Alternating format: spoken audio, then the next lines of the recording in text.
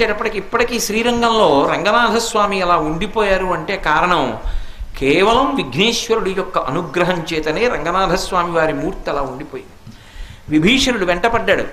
ఇంత కష్టపడి తెచ్చుకున్న మూర్తిని భూమి మీద పెట్టేశావు కదరా అని కొట్టడానికి పరిగెత్తుకుంటూ వెళ్ళి కొండెక్కిపోయి విఘ్నేశ్వర రూపంతో నిలబడ్డాడు. నమస్కారం చేసి వెళ్ళిపోయాడు విభీషణుడు. అందుకే ఇప్పటికీ రాక్ఫోర్ట్ టెంపుల్ అంటారు. మీరు తిరుచినాపల్లి వెడితే అవతల వైపు కావేరీ ప్రవాహానికి శ్రీరంగం ఉంటుంది, యువతల వైపు తిరుచినాపల్లి ఉంటుంది, మధ్యలో కొండ ఉంటుంది, కొండ మీద ఉంటాడు విఘ్నేశ్వరుడు. అది అప్పుడు విభీషణుడు పట్టుకెడుతున్నప్పుడు రంగనాథస్వామిని పెట్టేసినటువంటి మూర్తి. అటు తండ్రి గారి శివలింగాన్ని భారతదేశం ఎల్లలు దాటకుండా ఆపాడు పిల్లవాడిగా. వేరొకప్పుడు మేనమామ యొక్క రంగనాథస్వామి రూపాన్ని భారతదేశపు ఎల్లలు దాటకుండా పిల్లవాడిగానే ఆపి పెట్టించేశాడు. పిల్లవాడిగానే గజాసుర సంహారం చేశాడు.